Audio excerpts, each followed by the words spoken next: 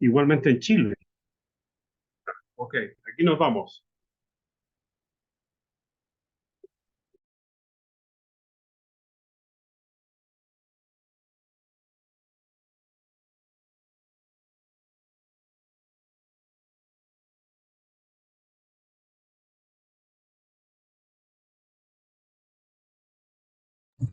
Ah,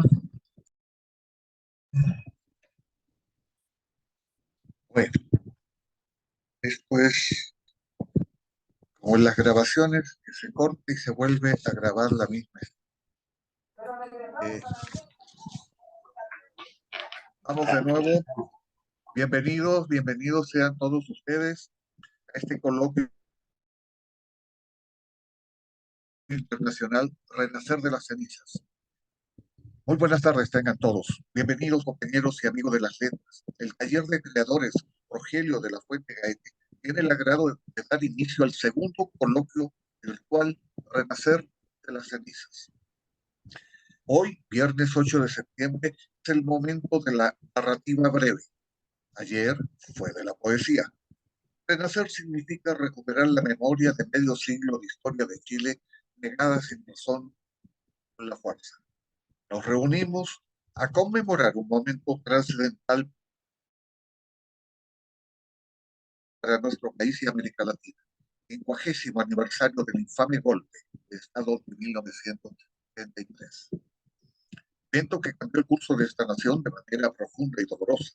Hoy también recordamos la trágica muerte del presidente Salvador Allende Goza, que murió en circunstancias que aún conmueven nuestros corazones.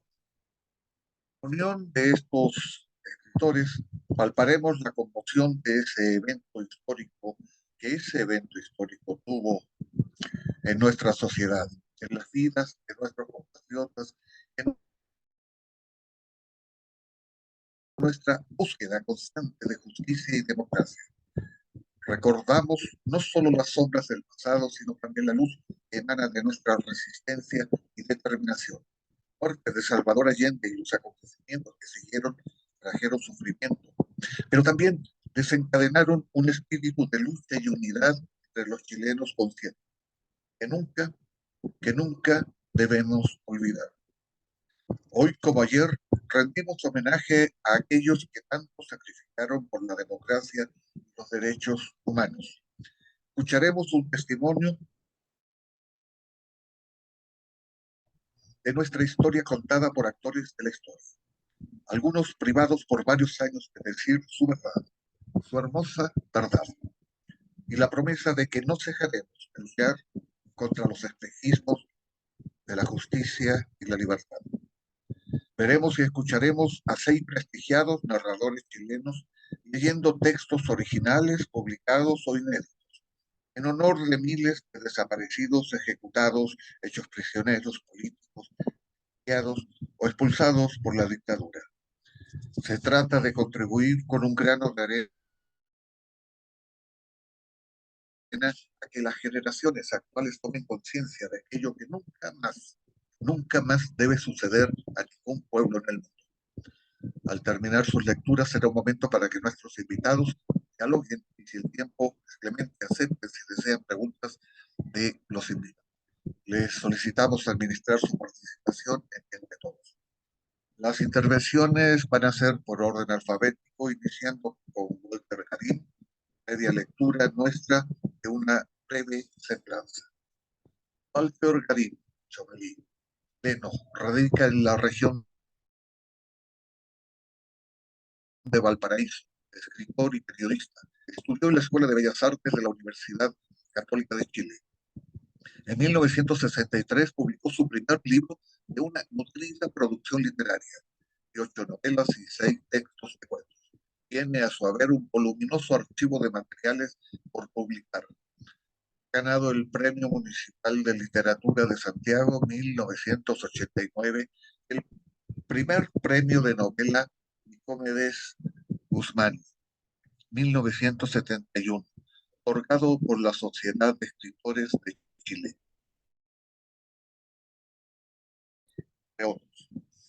Pero la palabra, el micrófono a Walter Garín, favor de conectar, de prender su micrófono. Gracias. Adelante. Gracias, colega, por esta invitación tan importante en una fecha clave en la historia de nuestro país. Voy a leer un cuento titulado Nadie como él, dedicado al poeta Aristóteles España, quien fue confinado en la isla Dawson. Aristóteles murió hace algunos años. Aquella mañana, el dictador general Pericles del Carmen Pincheira arribó al salón de ceremonias custodiado por 1.200 efectivos de su guardia pretoriana. En esa solemne oportunidad condecoraría a distinguidos personajes del imperio, entre ellos al coronel Inocencio del Ángel.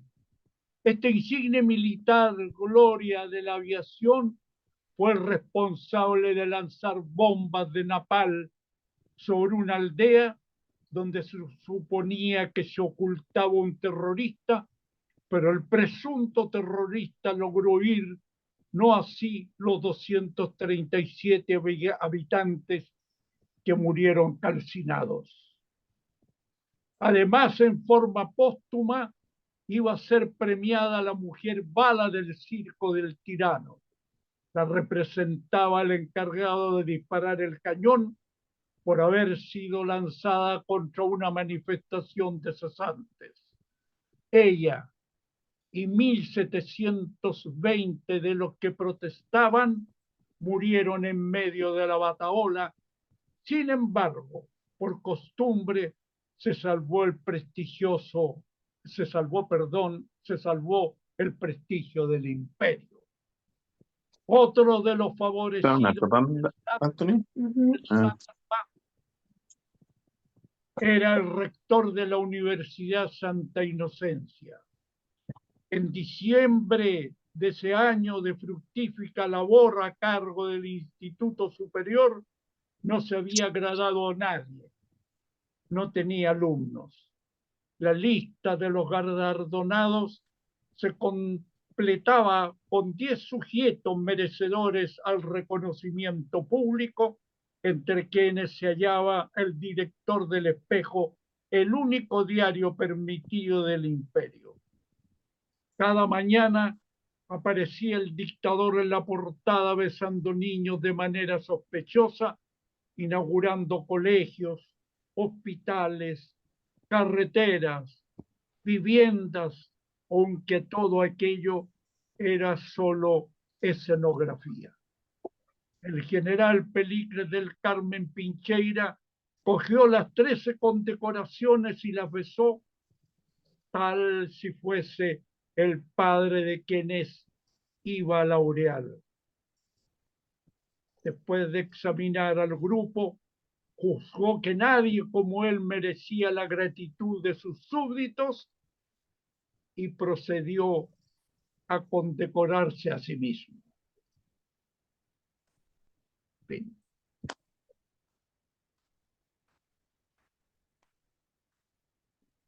Gracias.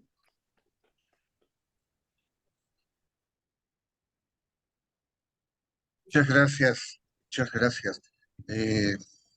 Lo digo, los aplausos de los demás participantes no se escuchan porque tienen sus micrófonos apagados, pero veo que todos aplauden a este texto.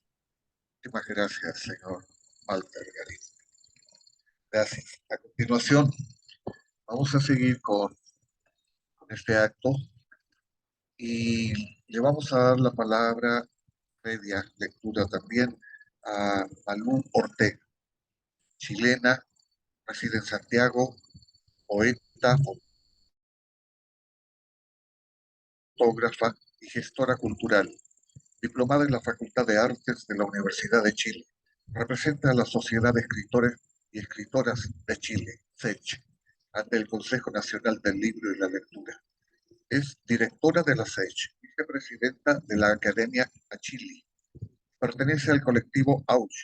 Dirige talleres de escritura creativa. Es reconocida por el dinamismo de sus actividades en el medio de las letras.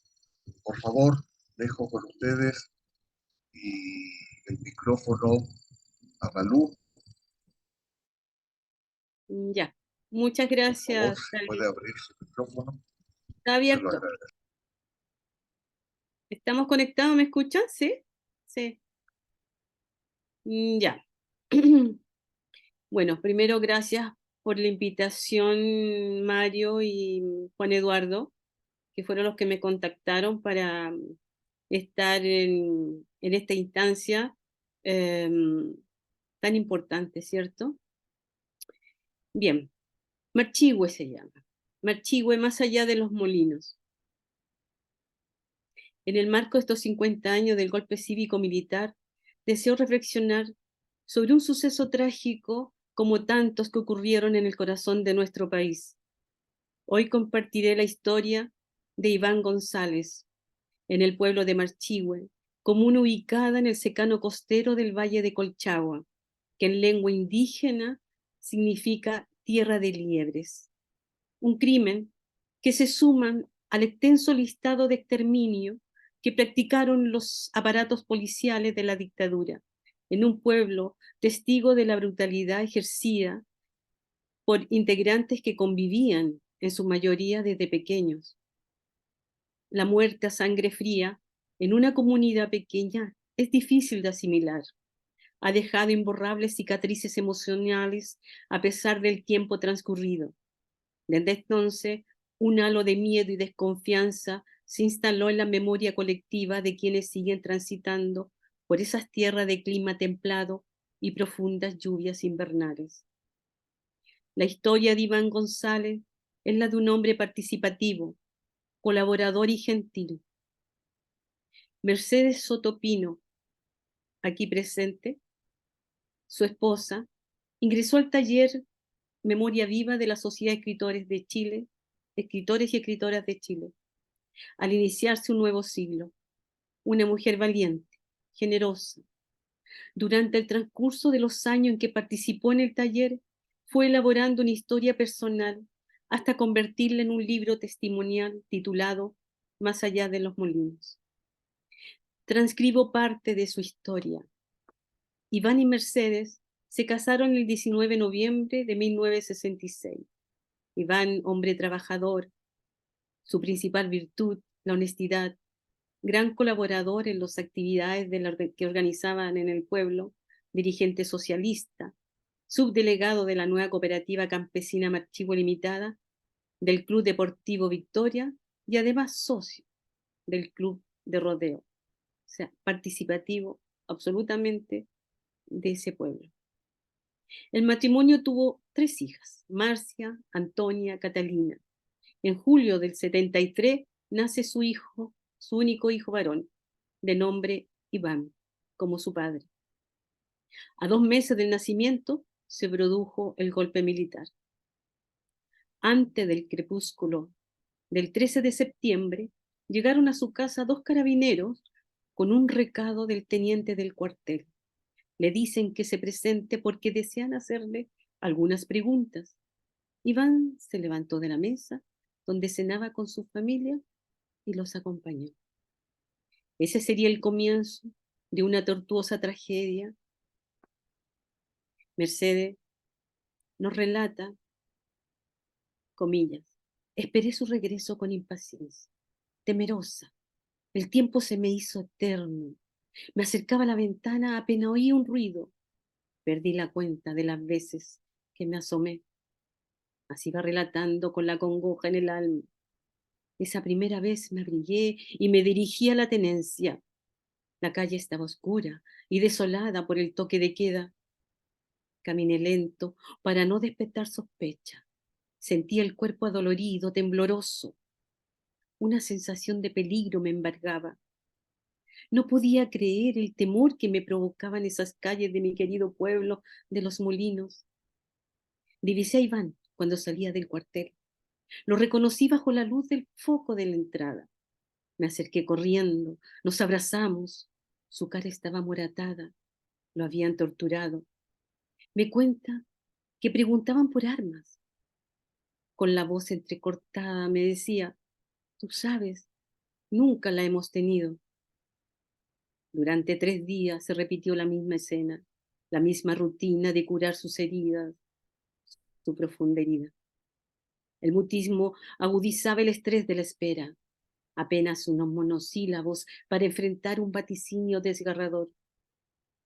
A medianoche del 17 de septiembre, unos hombres comenzaron a golpear y a patear la puerta de su vivienda. Aterrados, encendieron la luz. Se escuchó una voz de advertencia: apaguen todo y quédense donde están. El grupo familiar obedeció y quietos esperaron el próximo paso. Luego, tras un silencio amenazante, un murmullo de voces, y volvieron los golpes y los golpes a la puerta hasta derribarla. En ese instante, 4 militares entraron armados a la habitación en que dormían las niñas. Le ordenaron a Iván vestirse y salir sin mayor preámbulo, a punta de metralleta. Las niñas miraban sin comprender lo que estaba sucediendo. Mercedes, entre pausa y pausa, sigue relatando los fatídicos hechos transcurridos después de la detención de su esposo. Salí tras ellos, nos dice, descalza y en camisón. Temblaba más de pavor que de frío. Nos dejaron despedirnos, nos abrazamos en silencio mientras la incertidumbre traspasaba nuestros cuerpos. En la vereda le ordenaron ponerse boca abajo mientras 2 militares apuntaban sobre él sus armas. Luego aparecieron otros vecinos seguidos por militares. Le ordenaron a Iván ponerse de pie y caminar con la mano en la nuca. Los acusaban de asaltar el cuartel, no lo podíamos creer. Entre los detenidos estaba Sergio Carreño, hermano de un oficial del regimiento de San Bernardo. Eso evitó una masacre. Al día siguiente fueron llevados a la cárcel de esa ciudad. Después de 9 días, Iván salió de la cárcel libre de todos los cargos. Sin embargo, seguían citándolo a la tenencia, donde cada interrogatorio iba procedido de torturas. La noche del 15 de octubre no me dejaron acercarme. Habían puesto en la vereda varios fardos de pasto y a un carabinero oculto con una metralla. Yo cargaba a mi pequeño hijo de 3 meses y entré a dejarlo a casa de mi madre, que vivía casi al frente. Esperé largo rato en la entrada del antejardín.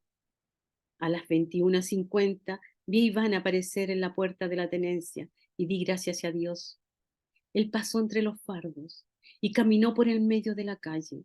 Lo llamé para que me esperara, pero me dijo que no podía, que le ordenaron ir derecho a casa y que no hablara con nadie. Nunca olvidaré el tono de su voz cuando me dijo: por favor, ándate, no me alcances todavía. Iba alejándose lentamente y me dio la sensación de que le pesaba todo el cuerpo. No hice caso de su ruego. Corrí a la casa de mi madre, tomé a mi hijo en brazos, me apresuré para alcanzarlo, pero él ya se había alejado unos cuantos metros. En la esquina de la calle Carrera se le unieron 2 hombres con poncho, uno más corpulento y el otro cojeaba ligeramente. Eran 2 carabineros que reconocí. Caminaron a su lado. Iván vestía una chaqueta clara de tuit jaspeado, fácil de distinguir. De pronto oí disparo y luego vi chispazos. Los hombres con poncho huyeron y el de la chaqueta clara yacía en el suelo. Seguí corriendo tan deprisa como la oscuridad y el desnivel de la calle de tierra me lo permitían. Ahí me enfrenté con la terrible realidad. Iván estaba en medio de un charco de sangre.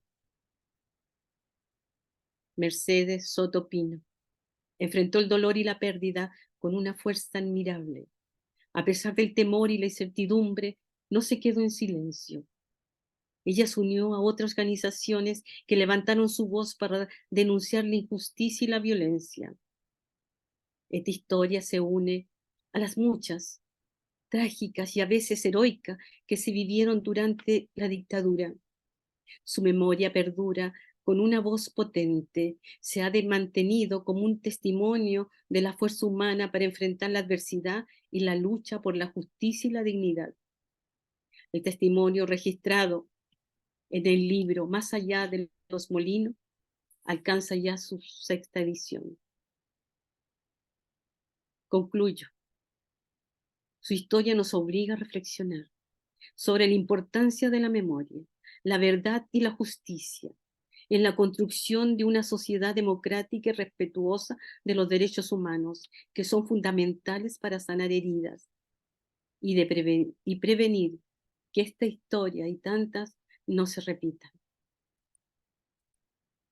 Quiero terminar con un poema desde mis huesos. Llegan a mis huesos señales, código perfecto del vientre. Las escucho entre el ruido de los artificios. Se desplazan por el viento del desierto, gravitan esparcida como astillas blancas. Hay un murmullo bajo la luna, y yo madre eternamente presente. Yo mujer con los gemidos a cuesta, insertados en la vértebra, rastreo la vida. Hundo mis manos en el extenso arenal, tras los huesos de los míos, que bajo las estrellas nortinas deambulan como pájaros heridos, y un canto inconcluso.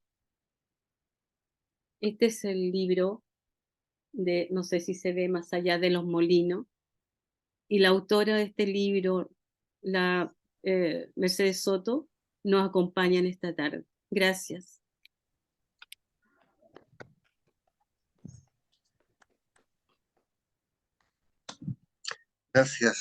Gracias Malú. Muchísimas gracias por este testimonio, por este no perder la memoria, porque esta historia de este compañero es una historia que se repitió a lo largo y ancho del país cientos, miles de veces. Estas visitas en cualquier momento parecían los padres, los hijos, en fin, alguien de la familia era llevado a solamente a hacerle un par de preguntas y muchos de ellos nunca más volvieron. Muchísimas gracias. Para continuar, voy a presentar a Susana Palavicini. Susana Palavicini, ítalo-chilena, reside en Santiago. Nos muestra su tarjeta de presentación. Un día llegué con la lluvia de Sudamérica, de las colinas de mi poeta, pero Cesare Pavese ya no estaba. La guerra lo dejó. Soy una ciudadana del mundo, mujer sin miedo a perderme en los libros. Robo cada día de mis pensamientos los olores de las injusticias, muertes y lamentos, a veces perdidos las indiferencias. Cineasta, traductora, escritora y sobre todo poeta ajena a las pausas de la vida. Mujer de este mundo hoy. Susana Aquí estoy. Palavicini, adelante. Gracias. Igual que mi querida Malú, le quiero dar las gracias a mi amigo Mario y a Juan Eduardo por esta hermosa invitación. Voy a leer un texto que es la primera vez que lo hago, se los regalo, es una donación que me va a costar un poquito leer, porque es como les digo, la primera vez que lo hago. Te lo quiero dedicar especialmente a ti, Mercedes, y a todas las hermanas que como yo nos quitaron un hermano en la dictadura. Aquí va, espero que me escuchen bien, ¿verdad que sí? ¿Sí? Vale. Se llama, título, Te pregunto, pandemia de un recuerdo. Me pregunto, ¿en qué estabas tú? Las salas lucían colores de fiesta, las melodías viajaban en todos los ángulos, el calor del verano nos navegaba, mi abuela preparaba el banquete de la noche, Padre reposaba leyendo la última novela de Hemingway. Madre llegaba con su pelo al viento y los últimos paquetes. Nosotros los hermanos terminando nuestros estudios. Mi hermano mayor, inteligente y dedicado al bien común. ¿Y tú? ¿Sabes lo que es eso? Es lo que hacen las personas cuando quieren ayudar a los demás. Mi hermana y yo viajábamos por quimeras de adolescentes y esa noche era especial. Todos volvemos a vivir el amor del techo y del pan que nos cobija. Y me pregunto, ¿en qué estabas tú? Nosotros en la piscina, ahogando al sol, abrazando nuestra infancia, apoyando a Carolquín en búsqueda de su amigo fiel. Buceábamos la vida de largos respiros, fraguares de existencia que nos quedaban por mirar. Los tres acechando lo mejor que debía encontrar este país para corazones sutiles que nos bañaban. Jugábamos con el agua, sentíamos volvernos niños como cada año en estas fiestas tan bien logradas. Mi hermano, ¿lo recuerdas? Nos enseñaba cómo distraer los cantos de sirena tejiendo bufandas en los brazos de los desprotegidos. Nos amparaba en noches frías con la manta de dolores más fuertes que los nuestros. Su cara, espero que la recuerdes. Siempre hablaba del amor en donación, la ternura de refugiar hasta el más grande dolor. Sus ojos, serpenteantes, me pregunto, ¿te miraron esos ojos? Ellos rodeaban toda la profundidad de sus conocimientos, hablando siempre de lo más verdadero, ojos claros como el pasto del rocío, vagabundos, sin la frontera inquietante de la desigualdad. Ellos siempre me descubrían con sorpresa, con el infinito de encontrar respuesta a mis más inútiles preguntas en el universo de la inocencia. Espero esos ojos se hayan encontrado con los tuyos, así me sirva de consuelo. Y me pregunto, ¿en qué estabas tú? Tomábamos un aperitivo, luego una gran cena con recuerdos atiborrados en palabras de noche de fiesta. ¿Cómo olvidar esos veranos escapando de las olas con la gran protección de mi hermano? Él sabía ser capitán de todo mar. Y me pregunto, ¿en qué grado estabas tú? Quizás él tenía en la arena más medallas que tú en la celda que te refugiaba. Sus manos, por cierto, eran grandes, siempre trabajando en castillos de arena, esperando que una ola se llevara los desechos, que el hombre tira sin merced para nunca declarar sus hechos. Y me pregunto, ¿tocaste esas manos suaves, armoniosas, dispuestas a dar vida? Yo las tocaba. Estaban junto a las mías, decoraban sábanas en siluetas de artesanía. Esas manos me protegieron del miedo a la escuela, de tirar mi sombrero para volver a casa a ver mis muñecas. Esas manos también eran mías. Y me pregunto, ¿en qué estabas tú? La luna mostraba su manto, llegaba el momento de unir las manecillas del reloj, todos muy expectantes. Noche mágica, abrazos fuertes y contenidos. ¿Cómo no recordar su espalda, grande como roca de muralla defensora, fuerte, vigilante armadura, posando sus largos brazos que llevaba el camino de pasos vividos? ¿Recuerda sus brazos? También eran míos, me regalaron calor, verdad, justicia. Esos brazos teñían de luz la nostalgia de mi abuela, las travesuras de mi hermana.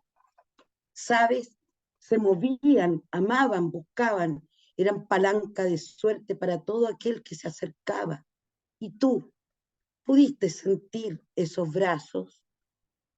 Y me pregunto, ¿en qué estabas tú? Llegó medianoche, como niños buscábamos buceando las sorpresas bajo el árbol. Nuestra hermana menor era el pequeño duende, padre servía la copa del brindis. Yo tan loca por los obsequios esperaba al lado de mi hermano el turno de mi nombre. Hasta nuestra mascota quería ser llamada. Lindo su regalo.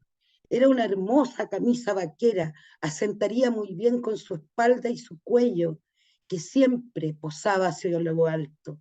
Tú, ¿recuerdas su cuello? En él descansaban siempre los labios de su novia, mujer modesta, sencilla, pero también de altivo cuello. Los regalos, uno a uno, iban transformando la calidez de cada bella aventura. Y me pregunto, ¿tú celebras aún Navidades? ¿Regalas rosas o espadas? Cada uno recibió sus anhelados deseos.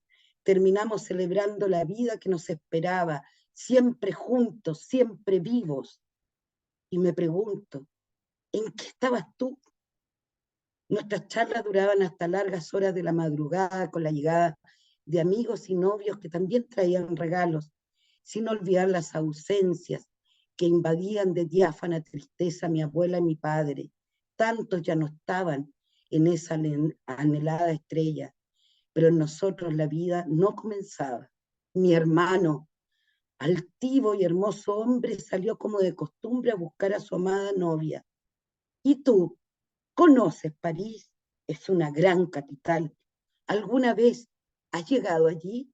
Pues mi hermano y su novia tenían todo dispuesto para conocer la Torre Eiffel, caminar por el puente de los enamorados, hablar francés. ¿Y tú? ¿Hablas francés? Mi hermano subió al auto con un gran regalo, una maleta que ya acumulaba muchos sueños y también la melancolía del adiós que llegaría.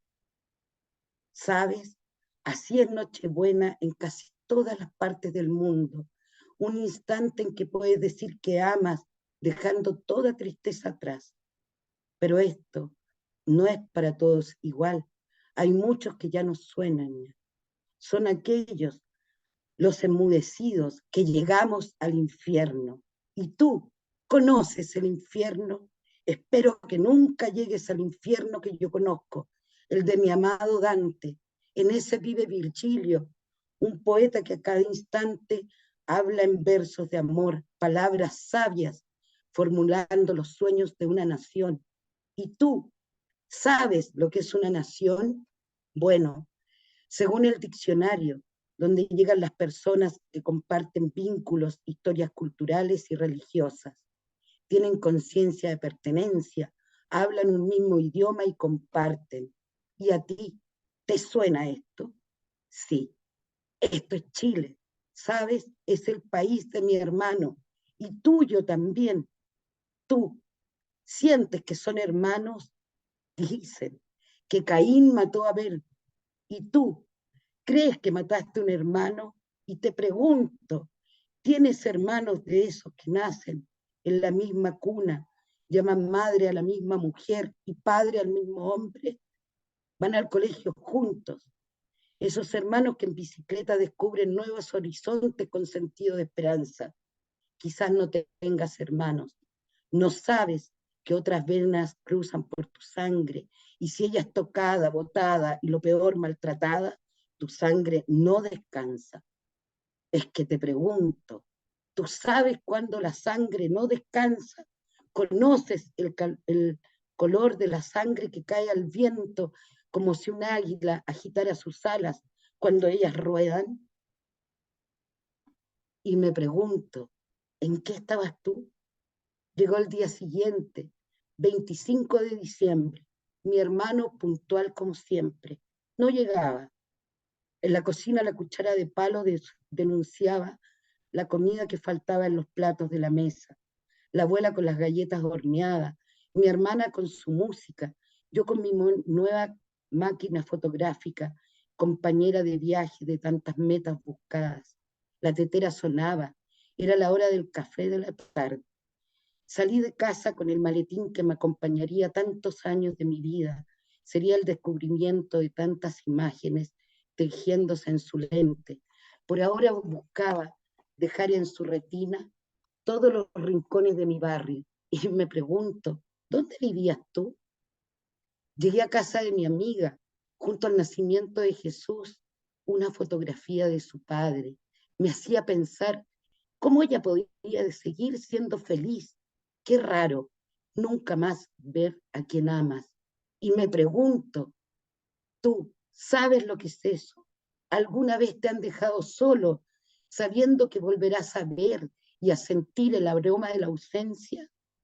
Pues bien, te lo diré. El aroma de la ausencia no se siente, se vive en las entrañas del amor. Me imagino lo sabes y entiendes qué es el amor. Bueno, es un sentimiento, querer ver siempre a la otra persona feliz, es necesitar su vida antes que la tuya, es tener en su existencia la mejor respuesta para vivir. ¿Lo sabías? ¿Conoces esos sentimientos? Los poetas hablan de ello, lo sienten, lo viven, hasta los más oscuros de los hombres lo han subrayado en sus vidas. Pero tú, ¿sabes qué es amar? Es no poder llorar, como me sucedió esa noche de Navidad. Mi padre fue donde mi amiga, creo me necesitaba para no llorar junto a mí. Caminamos a casa, le hablaba de la genial cámara que poseía, sin noción de saber lo que venía. Padre, en un sigilo estruendoso, dijo que mi hermano, ese altivo y guapo joven, estaba muerto. No sé si se cayó el bolso de mi brazo, pero sí recuerdo sentarme en el suelo junto a mi padre, olvidando todos los festejos. En un efímero instante dejamos de existir. Nada sabíamos si caminaban las estrellas o si los Reyes Magos llegarían. Tú conoces a los Reyes Magos, son hermosos, ¿sabes? Llevan regalos muy valiosos a ese pequeño que dicen que nació en Belén. Y me pregunto, ¿tú qué hacías esa noche? Corriendo, fui a buscar a madre. Ella estaba en la habitación de mi hermano donde se ocultaban todas sus leyendas y sueños. ¿Recuerdas la maleta? Nunca supimos qué hicieron con ella. Quizás la llevaron a su tumba donde las palomas necesitaban paz. Todos en un profundo silencio. Nadie suspiró gritando a Dios que no fuera cierto. Se había ido y con él nuestro pedazo de historia. La torta quedó seca, el brindis se esfumó por la puerta, la luna oscureció su paso. Padre y yo solo callábamos. Y me pregunto, ¿alguna vez te ha tocado vivir sin la luna en los sueños, justo en Navidad? Es horrible. Mata la sangre que se detuvo por nuestras venas, destroza los pedazos de angustia, sin sentimiento quedando dentro. No recuerdo si esa noche logramos dormir, solo que la mañana siguiente de la ventana del comedor me embriagó una esencia rosas como esa que mi hermano nos llevaba en cada cumpleaños. Llegando la noche a nuestro hogar, se desprendía de las paredes del piso agua seca, el dolor de mi madre, el llanto muerto de sus entrañas. Lo recuerdo, sí, ¿cómo olvidarlo? Padre fue a buscar el resto de lo que dejaron de mi hermano. ¿Y tú sabes lo que es un padre? Un hombre que desprende amor. Y nuestro padre que vivió la guerra comprendió que en esta batalla nosotros quedamos mutilados. ¿Y tú sabes lo que significa mutilar la vida? ¿Cómo te lo enseño esto? Un poeta escribía, mutilar la vida es no volver al bosque del sueño, mutilar la vida es perder el sentido de lo que estaba dentro del alma y quien amas. Y volvemos al amor. Sé que no lo entiendes y para mí después de 40 años en que viví este dolor, sigo en las nubes de una gran desolación con trozos sin olvidar. Y me pregunto, ¿qué estabas haciendo tú en esas horas? Nosotros cantábamos a Silvio Rodríguez, recitábamos a Bertolt Brecht, gritábamos los versos de Violeta Parra para callar el dolor. ¿Sabes qué dolor era este? ¿Sabes cómo se produjo este dolor? ¿Tienes conciencia de la razón de ver el amor a través del dolor? ¿Tú sabes lo que es una conciencia? Es raro. Algo que te lleva a ser persona nos indica que somos seres muy extraño, ¿verdad? Espero que para ti este sea un nuevo sentimiento, porque de lo contrario, no sé cómo vestiste ese año 1981 de pie, matando a mi hermano, solo por querer una mesa distinta a la de tu gran dictador. ¿Y tú sabes lo que es un dictador? Es esa persona que tú admirabas y me quitó un sueño, destrozó el camino unido en la destreza de tu metralleta. ¿Lo entiendes ahora? Asesino de una maleta, ¿no lo viste en su ataúd, rodeado de nuestros amigos, abrazado a madre, solo porque esperaba un mundo mejor que todos necesitábamos fuera cierto? ¿Y tú sabes lo que es la necesidad? No, no. Los asesinos no conocen la razón simple del amor a puerta suelta, la razón de la mesa vacía y la peor de las razones, no descubrir en tu mundo mi universo, el poder escupir tu nombre, se esconde en sangre cuajada por tu gran dictador, que no yace en el infierno y tú tampoco. En el infierno estamos y están los poetas que amaron sin ser amados, los poetas que flagelaron su sangre en sentimientos tan fuertes como este vivido gracias a tu nombre. Maldigo el corazón que llevó por la senda de este sentimiento. Te maldigo, maldigo tu nombre y el de todos los asesinos. Y tú sabes lo que es esto. Odio. Es un odio más intenso que el que te dio el valor y el honor de quitar de la vereda los pasos de mi hermano y tantos otros. Odio, odio tu odio por la injusta vergüenza de ideales que en tu nombre y de tu gran dictador nunca tuvieron conciencia. No me despido de ti, solo te hago una última pregunta. ¿Y tú, cómo estás? Pues si no lo has olvidado, sí, mi hermano ha muerto. Su cuerpo tú lo despedazaste pedazo por pedazo, pero su alma vive en la gloria de nuestros amores. La vida triunfó en semillas que hoy se riegan en nueva luz, con la esperanza de asentarnos un día en amor brillante. En cambio tú, ¿quién te recordará? Yo, en el camino de estas palabras, ya te he olvidado.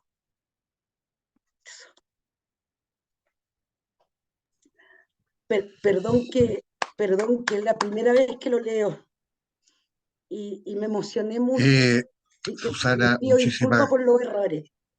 no, no hay que preocuparse de eso, al contrario, creo que todos agradecemos el que nos hayas regalado este texto tan fuerte, tan importante, tan vital, realmente que para todos nosotros significa tanto porque, y además también leído, que es algo Para nunca olvidar, que es para muy siempre importante, recordar. porque hay mucha verdad. Bueno, todo es una gran verdad, y justamente es el objetivo también de este coloquio, es para nunca olvidar, y para que aquellas nuevas generaciones eh, se enteren, se enteren porque hay un terrible negacionismo, que se enteren de que esto existió terriblemente, absurdamente, absurdamente. Gracias, Susana. Muchísimas gracias. Gracias. A continuación,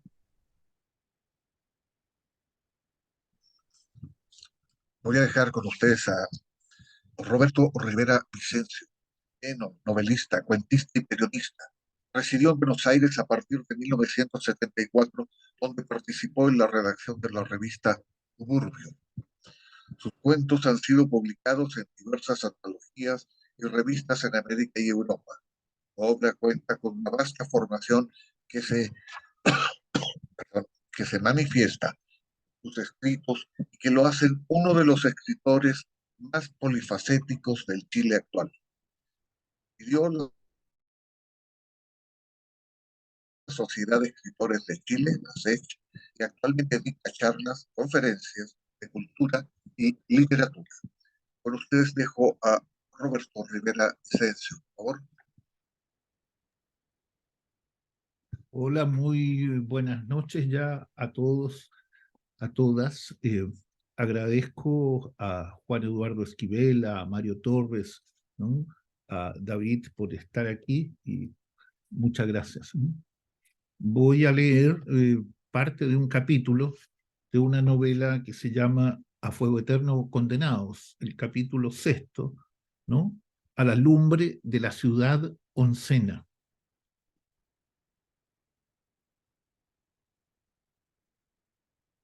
En una ciudad otra, desconocida como un mal sueño de mismas casas y mismas calles, idéntica bajo otro cielo, recordaría otra niebla, así amaneció Santiago para el Nicomedes un día, y fue y vino por esa pesadilla de sombras y fantasmas.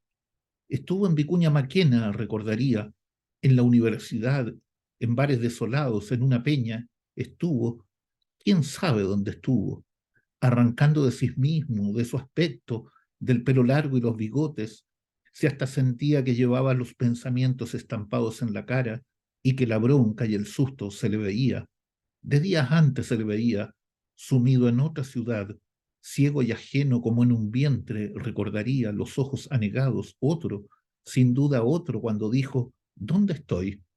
Y se vio en un rincón de altas paredes y malezas húmedas. ¿Dónde estoy? Gritó. Alto. ¿Dónde estoy? Repitió encandilado por un foco. Te estamos alumbrando, advirtieron. Pero yo no estoy acá, dijo. Esta es otra ciudad. Ustedes no saben que esta es otra ciudad. Estamos alumbrando la ciudad, respondieron. Te estamos alumbrando a ti. ¿Dónde estoy? Insistió. Aquí. Ya los empujones lo invitaron a subir a un camión verde. Fue en Cerrillos, al pie de una fábrica de lozas, en Rodrigo de Araya, junto a una bodega de vinos. Fue en Independencia, fue. Hasta allí llegó perseguido por lo equívoco, recordaría. Se escuchaban disparos. Déjenme ir, dijo. Le dolían las costillas y la cara.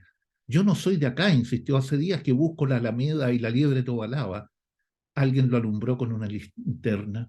Señor, explicó, salí de la casa y me encontré con otro Santiago. ¿Otro? Sí, otro, respondió, y la linterna se apagó al punto.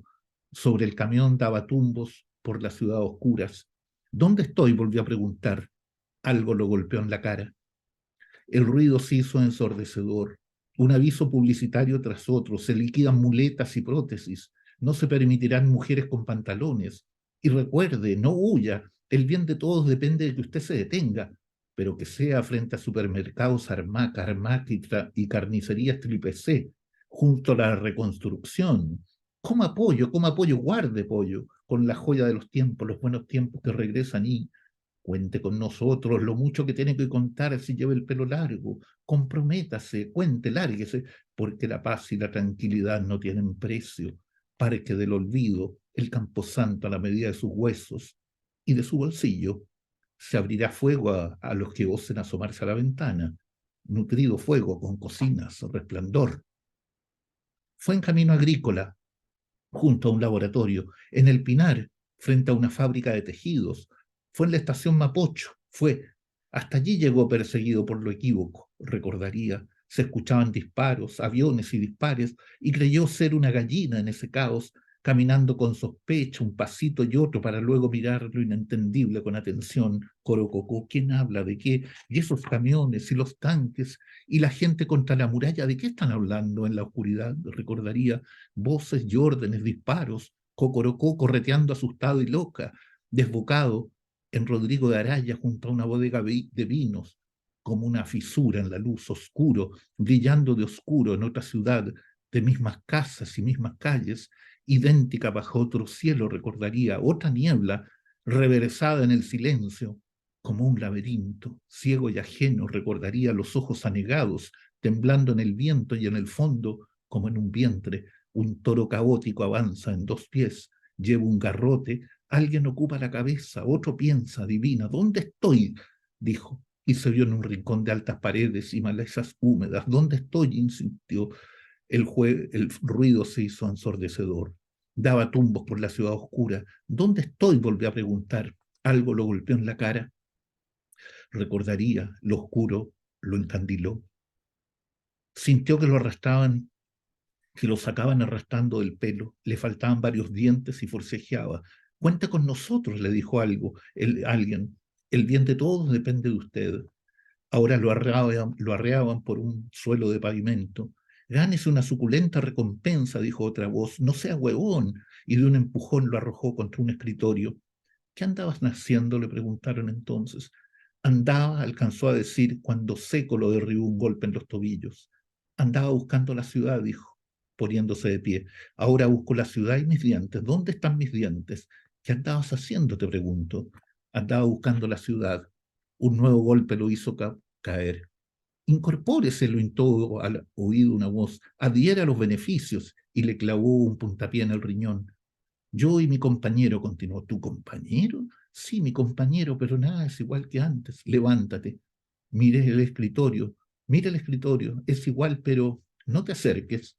Es distinto, dijo. Recuerda que dijo. Parece igual, pero es distinto. Está como enrevesado, de goma, vuelta al revés, por detrás y por dentro torcido. Entonces, ¿qué andabas haciendo? Buscaba la ciudad. Iba por camino agrícola, no por Independencia, iba cuando mi compañero escuchó disparos, aviones y disparos. ¿Sonaban disparos?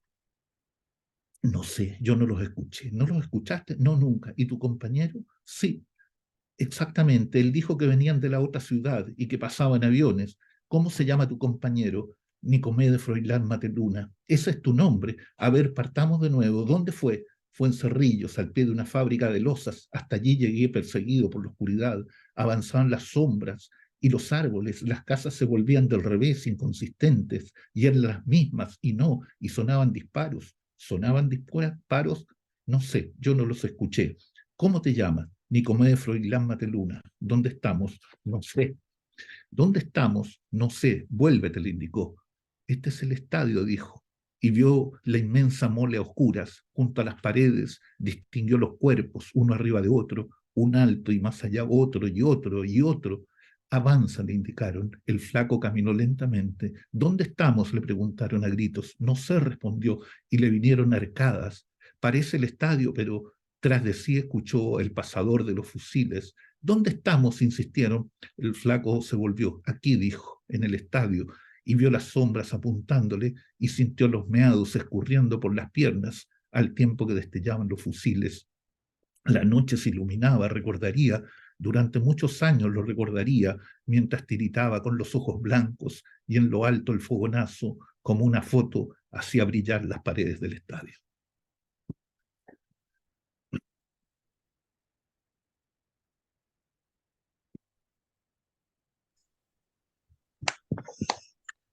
Gracias, gracias, Roberto Rivera. Esta fotografía que nos has mostrado, eh, que de una u otra manera muchos de nosotros vivimos hace esos casi 50 años en distintos lugares, y has hecho un recorrido por puntos de ese gran Santiago, que estando lejos se añora y se vive de otra manera. Muchísimas gracias. Para continuar con este coloquio, voy a dejar con ustedes a Mario Toro Vicencio, chileno que radica en Talca, vivió en Suecia, colaboró en los asuntos migratorios para los exiliados latinoamericanos, orientación, traducción de documentos y otros. Regresó a Chile y fue funcionario del primer gobierno posterior a la dictadura. Es escritor, poeta, conferencista internacional, articulista, ensayista. Tiene el honor de que 3 de sus libros estén en el Museo de la Memoria de Santos. Ha sido traducido al francés, italiano e inglés y nominado al Premio Nacional de Literatura de Chile 2020 y 2022. Su novela más reciente es un posible proyecto cinematográfico en Estados Unidos. Yo Toro, el micrófono es tuyo. Gracias.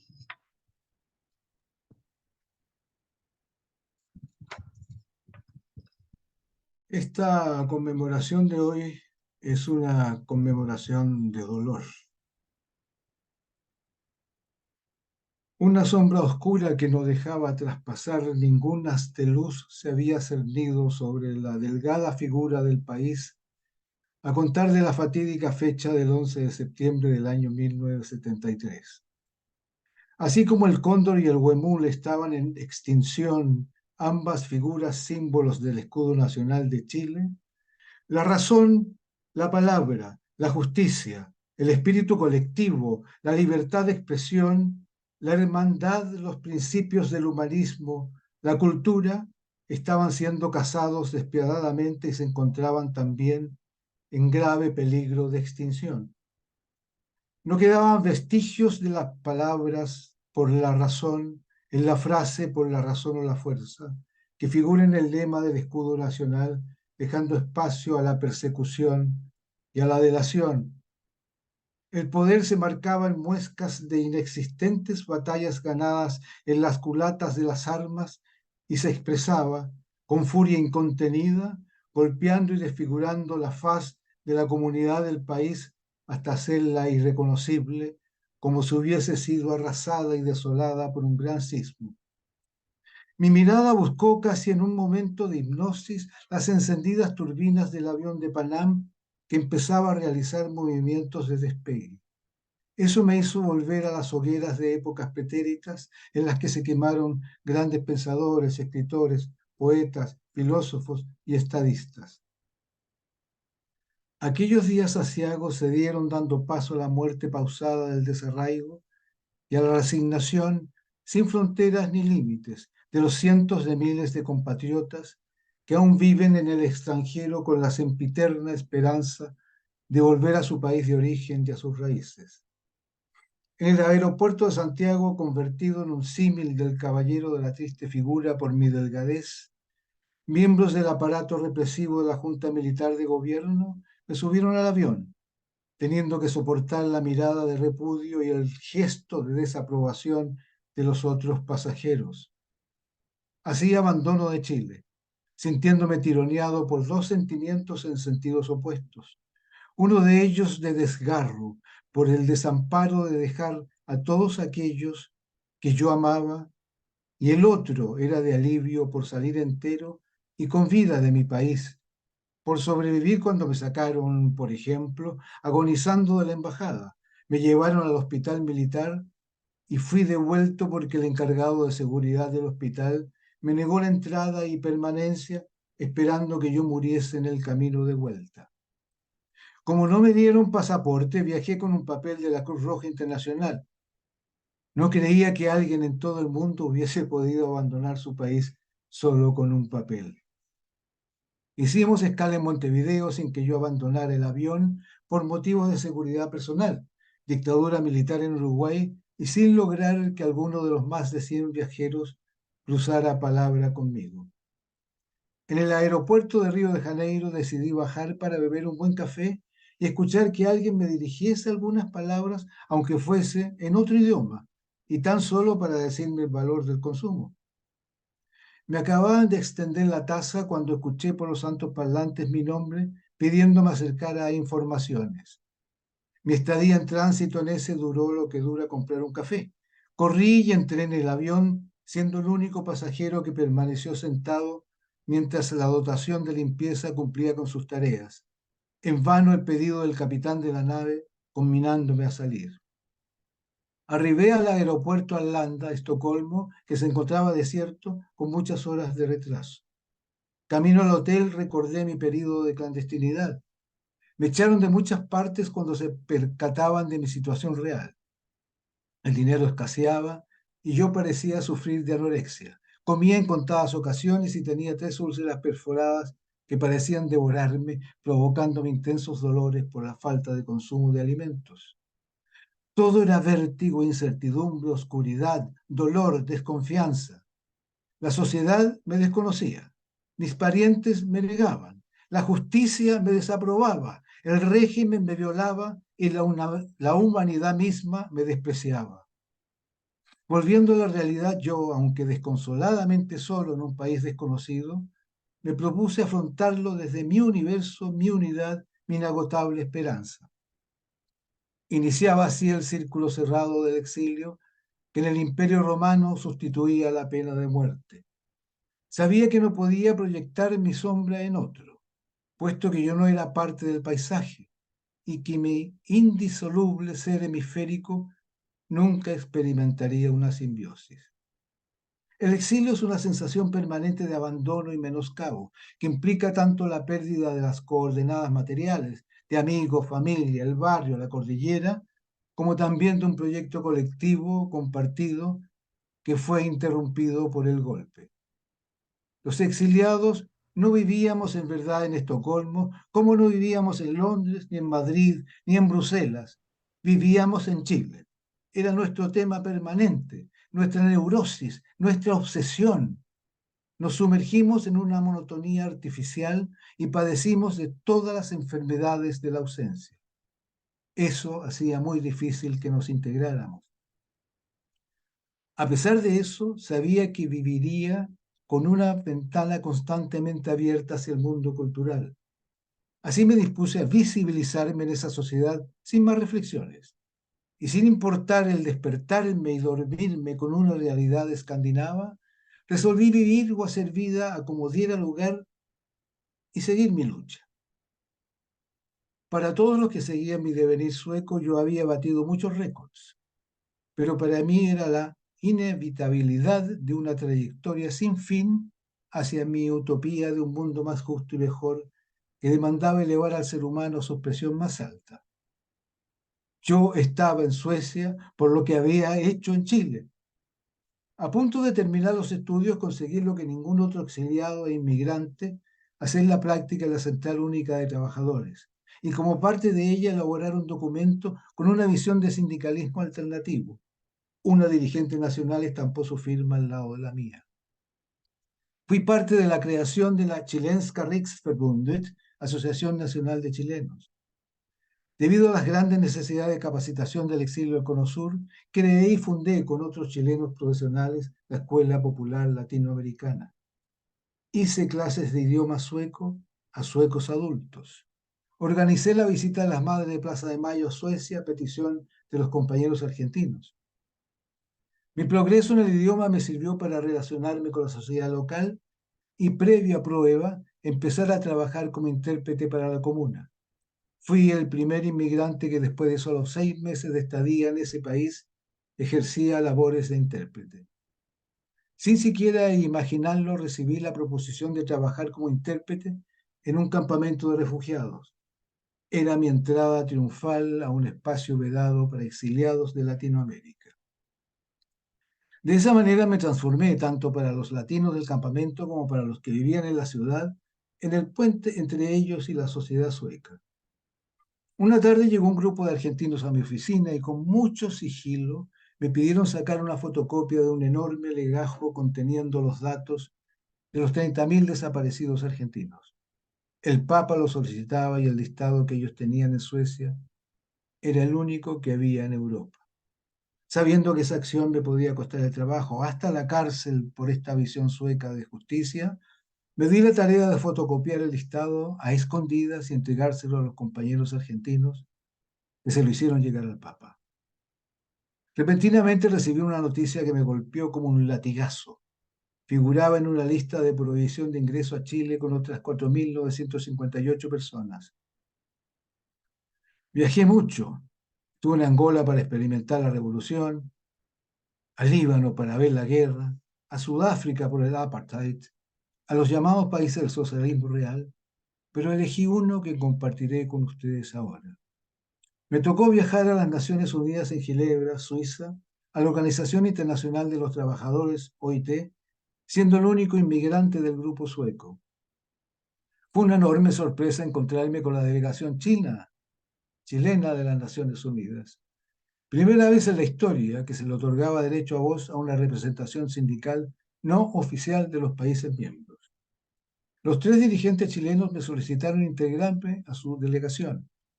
Lo hice manifestando mi desacuerdo por el gran respeto que les debía. Ellos venían del interior. La delegación no oficial debía entrar a las 12 horas.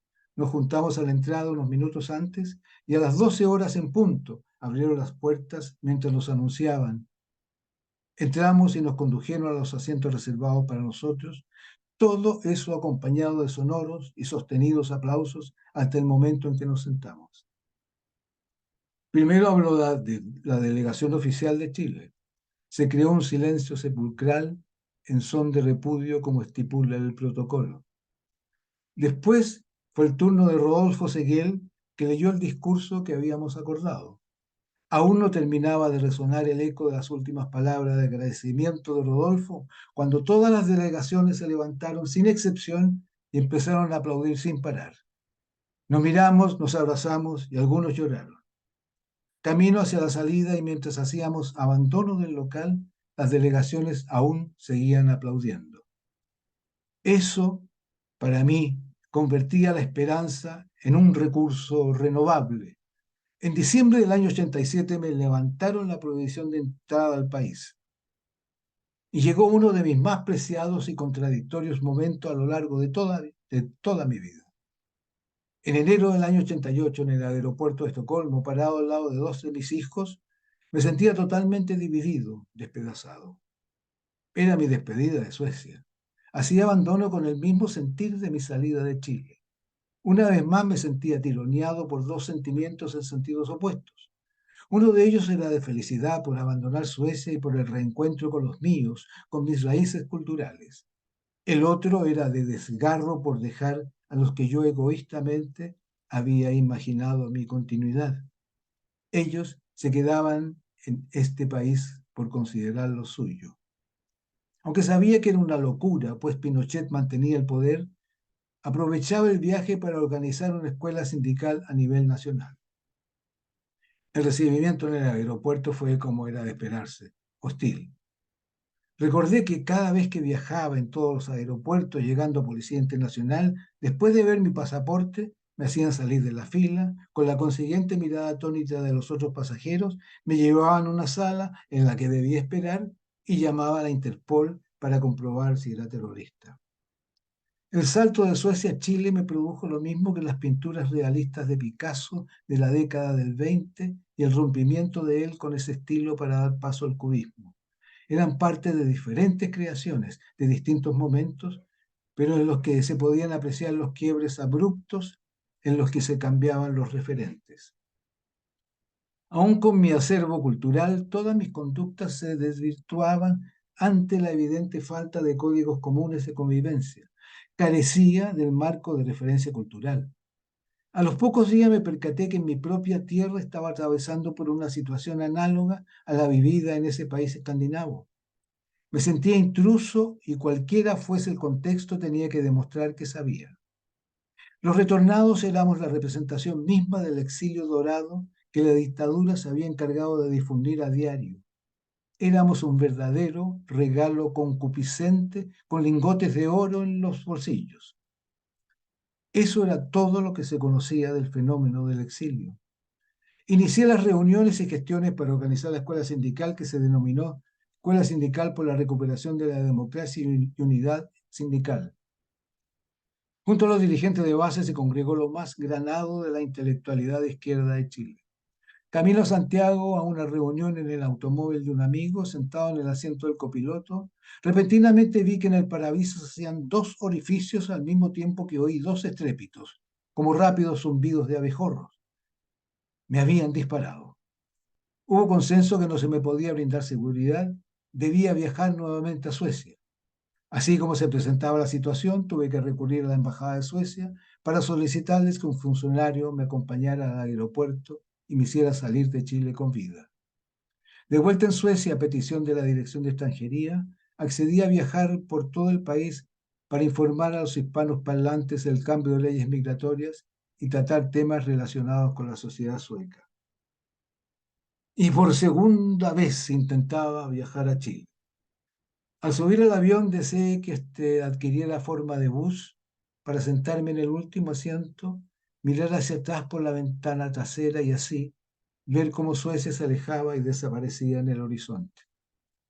Parte de mi patrimonio era el mérito y por mi trabajo y experiencia en Suecia en la Oficina Estatal de Migraciones, Jaime Esponda, director de la Oficina Nacional de Retorno, me ofreció el puesto de encargado nacional de regiones. cómo me habían imputado un sinfín de ilícitos, mi certificado de antecedentes estaba manchado.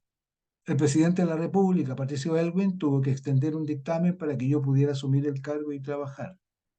Con Jaime siempre estuvimos de acuerdo en que la principal labor de la oficina era que el Estado, a través de las instancias de la administración pública, nos ayudara a poner a todo aquel que volviera a Chile al mismo nivel que el que nunca hizo abandono del país. Después de 5 años y habiendo atendido a 60.000 retornados, terminaba por ley de excepción el plazo establecido para nuestra institución. Me despedí con un dolor casi paralizante por todos aquellos que no pude ayudar a quedarse en Chile. Mantengo que la historia tiene varias direcciones que no se pueden unir, porque cada persona solo entiende desde su nivel de percepción, nivel de conciencia, nivel de educación e interés, y cada una de ellas cuestiona la veracidad de las otras, pero solo una de ellas es la veraz. Pero esa, mi verdad y la de muchos acá, no puede desdecirse por estar basada sobre hechos históricos.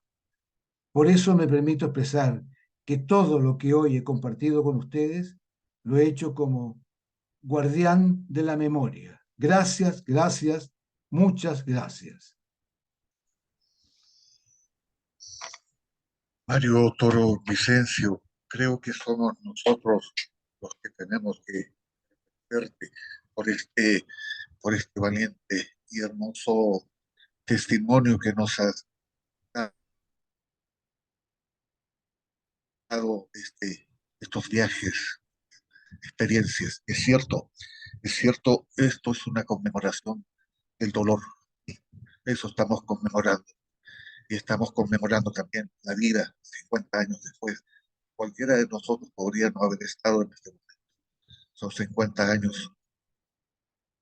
Muchas gracias. Gracias. Para cerrar este ciclo, voy a dejar con ustedes a Mario Torres Tullesi, chileno santiaguino que reside en el sudeste de México, economista, sociólogo, escritor. Vivió 15 años en el extranjero como corresponsal para revistas y agencias, regresó al país. En este ha impartido clases en universidades, fundó la editorial Mercado Moderno. Entre sus publicaciones destacan narraciones en antologías croatas y chilenas. Tiene orígenes croatas. Por favor, Mario Torres, abre el micrófono y es tuyo el tiempo. Bueno, quisiera agradecer en primer lugar y reconocer, ¿se escucha o no?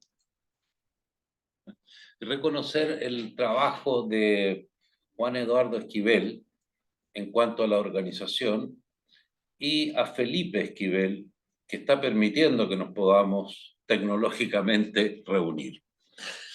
El relato que voy a hacer es un relato sobre las víctimas desconocidas, no los políticos conocidos, no, generalmente cuando se habla de las víctimas, se menciona en primer lugar los conocidos. Pero la pobreza también tuvo sus víctimas, que nadie conoce ni se han interesado mucho por conocerlas. Este es un relato que se llama La Nelly. Un pálido domingo a las 6 de la tarde, la Nelly salió de su casa y se dirigió a la carretera. Sus tacos repiqueteaban en el pavimento y las bocinas sonaban al divisar su minifalda. Iba a reunirse con Ramiro y, si quedaba tiempo, levantar camioneros que regresaban a Santiago. Sin embargo, ese día no quería salir a trabajar. Los domingos no eran buenos. Además, una extraña sensación le apretaba el pecho. Tal vez fue el tonito de Ramiro, aunque siempre es así, pensó. Se pegó un jale de coca para animarse y antes de salir dejó preparada la ropa de sus hijos, puso a descongelar unos fideos con salsa y se fue a la autopista. En el camino, para evitar respirar la pobreza inmunda que reinaba en la población, revivía el olor a pino y leña quemada de su infancia en el campo. La pobreza no es igual en todas partes, pensó. El periodo más feliz de mi vida fue cuando trabajé como empleada doméstica en el barrio alto de la capital. Una lástima, reflexionó, que muriera el patrón con esa cantidad de deudas. Nelly, mi marido era prestamista y a los muertos no se les paga, me dijo la señora cuando me informó que no podía seguir con ellos. Cuando me fui, recordé las frases de mi madre al despedirse. Tú, un trabajo decente, no me hagas reír. Vas a terminar como una cualquiera. El auto negro llegó pasada las 8, ya oscuro. Se acercó a la ventanilla y le preguntó coqueta, ¿lo de siempre, mi rey? Las mujeres que trabajaban en la carretera creaban lazos con sus clientes. Algunos venían una vez a la semana, otros una al mes, los policías durante sus rondas, pero los más frecuentes eran los del grupo especial, una rama subterránea de las Fuerzas Armadas que coexistía encima de las policías. Todos les temían, incluyendo uniformados y detectives. No pagaban por los servicios ni la bebida, solo otorgaban protección y contarse entre sus amigos era un verdadero orgullo. La Nelly vivía en la población Lo Espejo y tenía un amante en ese organismo.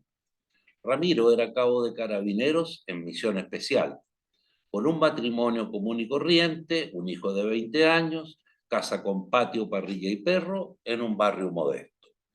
No hablaba mucho de su trabajo, pero contaba con una hoja de servicio larga y oscura. Estuvo a punto de ser expulsado por brutalidad, pero el golpe militar no solo salvó su carrera, sino que fue ascendido a sargento.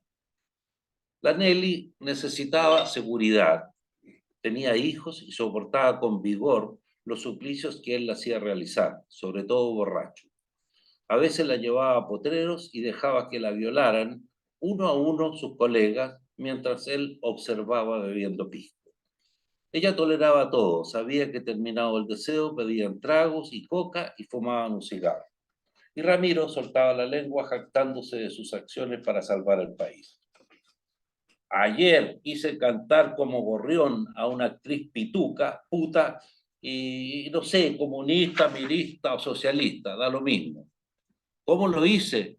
A punta de electricidad y ratones, respondía orgulloso.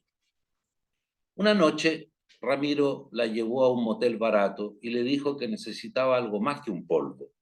Quiero información de los extremistas de tu población. No solo te protegeré de los carabineros, advirtió, sino que te dejaré patinar en Providencia con tus chiquillos. Ella respondió atemorizada que no se metía en política, menos con esa gente, que su familia era religiosa y adherente al gobierno, pero vería lo que podía hacer. Cuando llegó a la población, fue a hablar con la señora Rosa, una mujer gorda y decidida que todos respetaban. Se murmuraba que era comunista. Nadie estaba seguro, pero la gente y los traficantes acataban sus órdenes. Le contó lo de Ramiro y que estaba muerta de susto. No quiero meterme en líos ni ser soplona, suspiró. Tengo 2 cabros chicos. Luego de una pausa, habló la señora Rosa.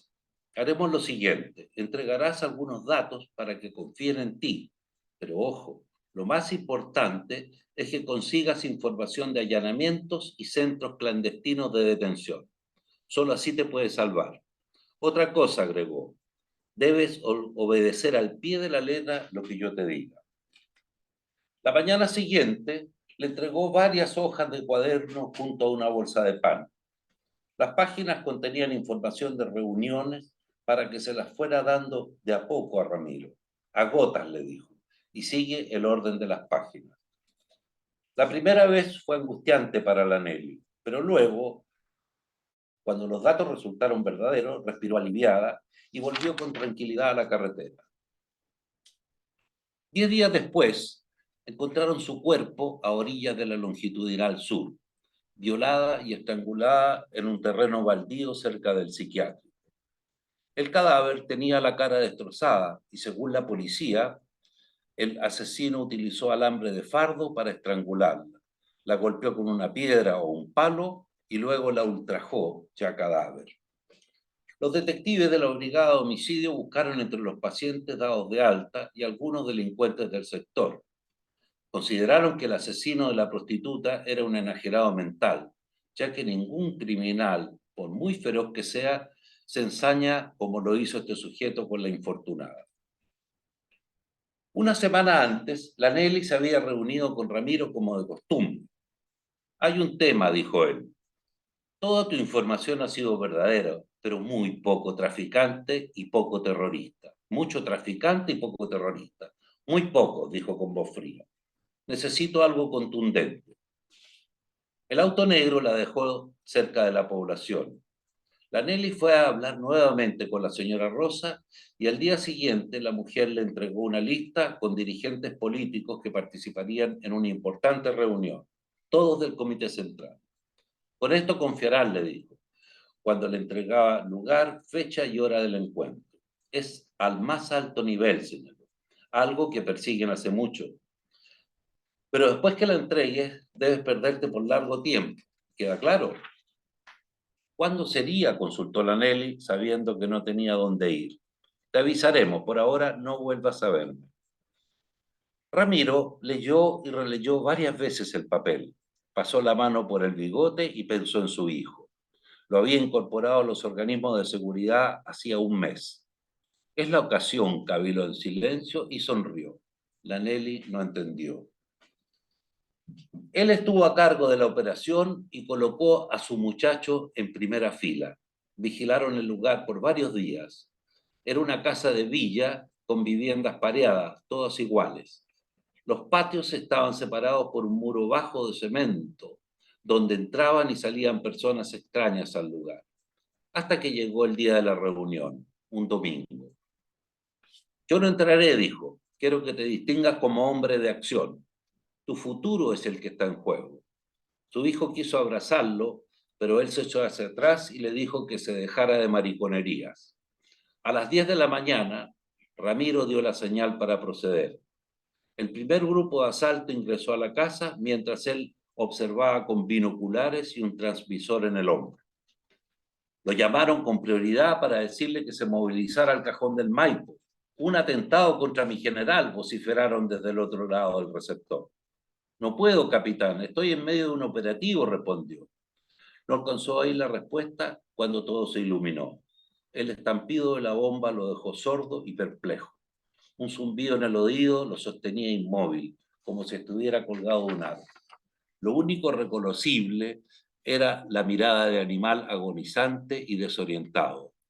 Los cadáveres descuartizados eran retazos vomitados por la explosión. Llevó horas reconocer los residuos de su hijo. Solo lo ubicaron por el lunar que tenía en la nalga derecha. No hallaron un solo terrorista entre los muertos. Son todos nuestros, le informó un subalterno. Volvió al vehículo y llamó a la Nelly. Ramiro cerró el maletero del auto negro, limpió sus manos, encendió un cigarrillo y se marchó a las 10 de la noche. Un perfume persistente penetró en las narices de la Nelly cuando el alambre apretó su cuello. El mismo olor que había sentido de pequeña, pasto húmedo y alcantarillas. Alcanzó a distinguir los vehículos que iluminaban a sus colegas, pero sus piernas daban la sensación de desamparo. Las espigas incrustadas en las medias conmovían más que nada por el abandono, y su cuerpo formaba una imagen parecida a un cuadro. La noche de la Nelly se suspendió frente a una flor desconocida. Muchas gracias.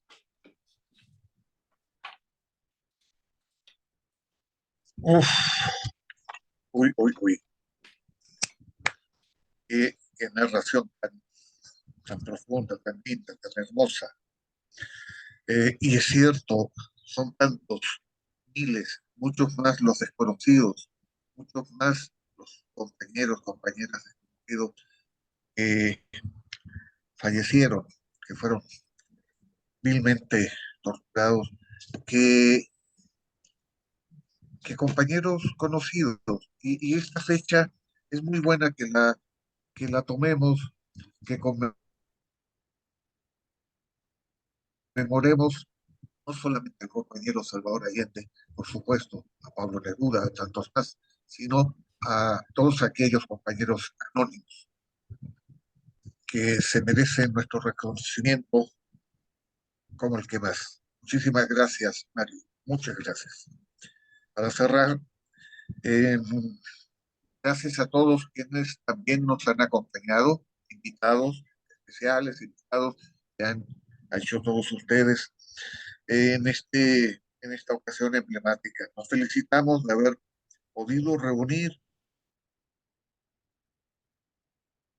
a este puñado de escritores, magníficos escritores.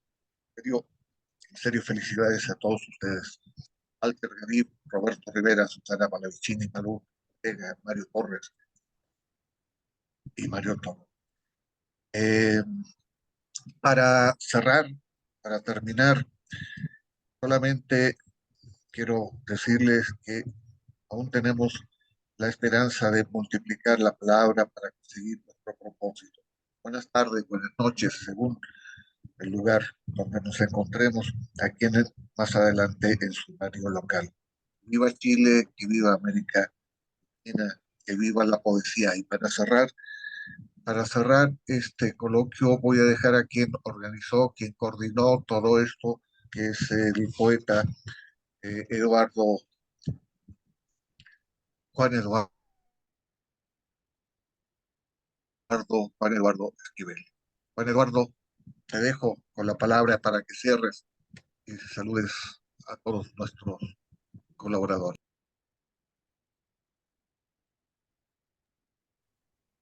Gracias, David. Gracias, narradores.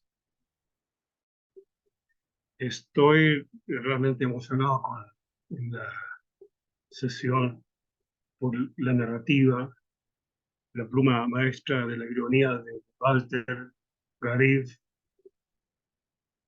la memoria solidaria de Malú, la carta de las preguntas de Susana, la narrativa absorbente de Roberto hacia el escenario ficticio de una realidad conocida, el testimonio de Mario Toro, memorioso como todos sus trabajos, y el relato de los testimoniantes, los sin voz de Mario Torres Dullicín. Agradezco a ustedes en nombre de este pequeño equipo artesanal. Diría así porque no fue un evento abierto, no tenemos la capacidad todavía y no nos dimos el tiempo para hacer una mayor conexión orgánica más con las instituciones que incluso en que militamos, pero muy contentos de participar con su calidad. Ha sido esto en honor del pueblo de Chile y los caídos en el asedio de la dictadura. Chile ardió, pero también renace de las cenizas. La resistencia de las letras pone lo suyo para remontar la historia y advertir a las nuevas generaciones a fin de que nunca más ocurra algo así en ningún pueblo del mundo.